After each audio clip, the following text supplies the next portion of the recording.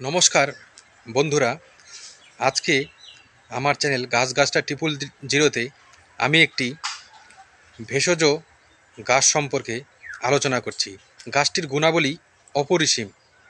এই গাছটির নির্যাস মানে 2 চামচ সকালে এবং 2 চামচ রাত্রিতে যদি কেউ পান করতে পারে তবে গ্যাস, অম্বল, অ্যাসিডিটি, ক্ষুধামন্দা, পেট ব্যথা এই সমস্ত সমস্যাগুলি খুব তাড়াতাড়ি শরীর ছেড়ে পালাবে। আসুন তাহলে জেনে নেওয়া যাক কী সেই গাছটি।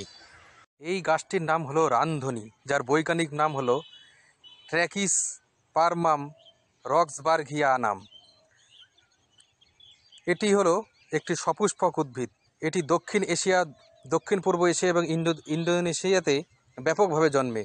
এর সুগন্ধযুক্ত শুকনো ফলগুলি তার নিকটাত্মীয় আজওয়াইনের মতো প্রায়শই বাঙালি খাবারে ব্যবহৃত হয়, তবে ভারতের বাকি অংশে খুবই কমই ব্যবহৃত হয়। তাজা পাতা থাইল্যান্ডে ভেষজ হিসেবে ব্যবহৃত হয় এবং এটি মায়ানমার এবং শ্রীলঙ্কায় ঔষধ হিসেবে ব্যবহৃত হয়। এটি একটি অত্যন্ত শক্তিশালী মশলা, যার বৈশিষ্ট্যগত গন্ধ পার্সলে এবং স্যালারির মতোই কয়েক চিমটি সহজেই একটি তরকারিকে ছাপিয়ে যেতে পারে। বাঙালি রান্নায় বীজগুলি পুরো ব্যবহার করা হয়। দ্রুত খুব গরম তেলে ভাজা হয় যতক্ষণ না সেগুলি ফাটবে। এটি সাধারণত বাংলা খাবার শুক্তোতে ব্যবহৃত হয়। তারা কখনো কখনো কালো সরিষার বীজ প্রতিস্থাপন স্থানীয় পাঁচফোড়ন মিশ্রণের অংশ। অন্যান্য উপাদানগুলি হলো জিরা বীজ, মেথি বীজ, মৌরি বীজ এবং নাইজেলা বীজ। অন্যান্য জায়গায় একটি সাধারণ ব্যবহার হলো আচার বা মশলার মিশ্রণে।